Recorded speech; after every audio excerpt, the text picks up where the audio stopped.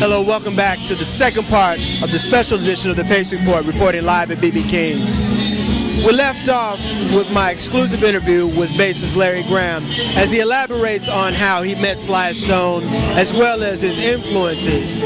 But tonight he's going to talk about how he got involved with forming his own group, Graham Central Station, as well as him becoming a successful balladeer.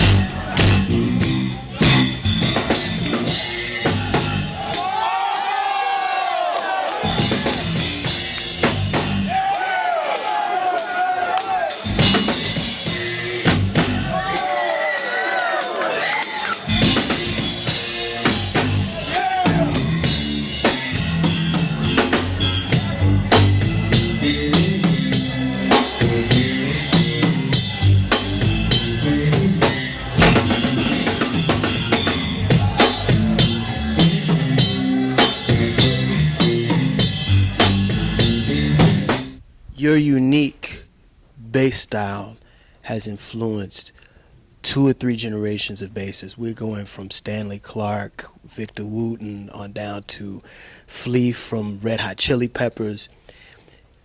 What was the uniqueness about your bass playing that enhanced Sly and the Family Stone? And along with Greg, because Greg was a phenomenal drummer also. You guys kind of clicked musically. Yeah, well, that was the first drummer that I had played with since the drummer that first started with my mother and I. So I had gone, 5 or 6 years just about with no drummer. And so for, to hook up with Greg, it was either going to be a train wreck because, it was going to just clash, or it was going to be what it turned out to be. And Greg just knows how to play around what I play, because the way I play is the way I play. I can't really, at that point, I couldn't really just switch over and start trying to play like, the overhand style like other bass players and those kind of bass patterns and stuff. I was too far gone at that time. I only knew how to play one way, I mean, I can play like that, but that ain't the way I play. That ain't the way I create. And so it turned out to be that Greg just heard it, felt it, and just played around it. He didn't try to compete with what I'm doing. He didn't play too much or too little. It was just a natural click. I think what really solidifies your whole sound is "Thank you for letting me be myself." Talk about that briefly. Well, again, the genius of Sly in writing. It's a perfect phrase. I mean, people it's something you just don't forget. So as a writer, we have to give him credit for putting that together. Also, we have to give him credit for allowing the band to be who they are. He didn't try to change us. He didn't try to change the way I play the bass. He let me contribute what I do. He didn't try to change the way Freddie plays guitar, because nobody sounds like Freddie unless you intentionally learn some of his licks from some of our songs and you play it like him, but he don't play like nobody else. So he let Freddie be Freddie. And like you mentioned about Greg, he didn't try to change the way Greg plays. Greg doesn't play like any other. He doesn't play like Buddy Miles or Mitch Mitchell or somebody else. He plays the way he plays. And so he didn't try to change that. So through his genius, he allowed everybody to be themselves, and that is what made the band so unique. You got people contributing their parts. If he tried to change my thumping and plucking, "Thank You" bass line wouldn't sound like that. It would be like a Motown bass line or something. Same song, same lyrics, but it would be like a Motown bass line, because that was the most popular bass lines out there at the time. What was the breaking point? What was when you said it was enough, and you wanted to pursue your own endeavors and started Graham Central Station? Oh, I never felt like that. I never had the intentions of leaving and starting my own thing. In fact, when I left, the only thing I had in sight was producing and writing. And so I put a group together, Hot Chocolate, and built around the female vocalist, Chocolate. And I wrote a bunch of songs, recorded them with them, and then one night in San Francisco, I sat in with the band at the urgings of the audience, who spotted me in the audience at the end of the show, and I went up and we just naturally clicked. So that night, the bass player in Hot Chocolate lost his job, and I took over and changed the name to Graham Central Station. But one day the sun came to shine through. The greatest star in the sky was blue.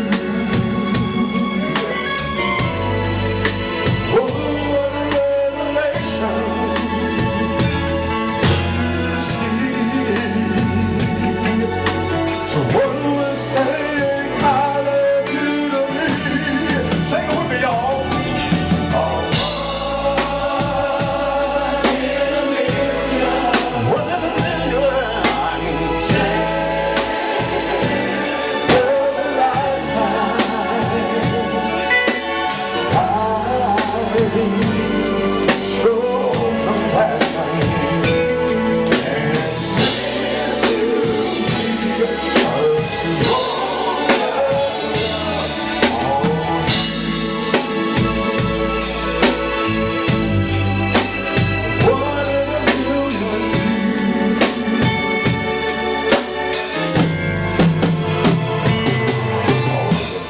How do we go from Graham Central Station to the balladeer Larry Graham, 1 in a Million?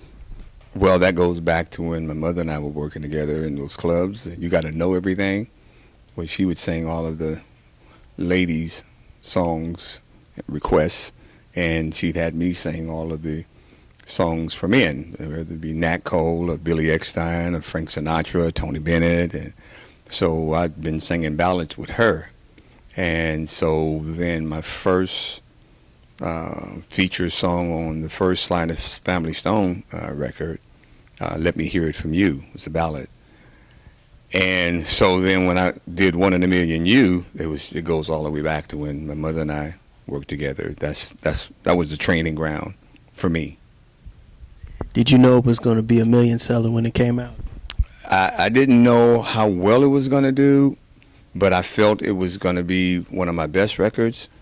And at first, the record company, they didn't want me to release it because it was such a departure from what I had been doing, the funk and stuff. And they wasn't really feeling it, but I did. And in my contract, I had the right to pick the single. So I kind of like forced it and went with 1 in a Million You. And then after the record started doing well, then they jumped on board and accepted it and started, helping to promote it.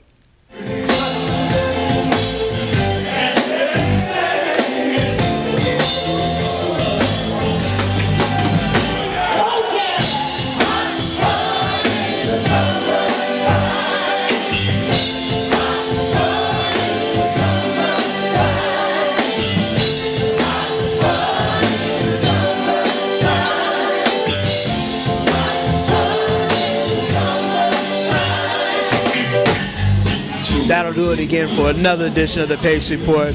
I'd like to thank Larry Graham and his wife Tina for their time, their hospitality, the wonderful staff here at BB King's, as well as you guys. Please continue to support the video site, www.thepacereport.com, to read my weekly column as well as listen to my radio and my past video segments as well. Remember, until next time, remember, if it's in the groove, it'll make you move.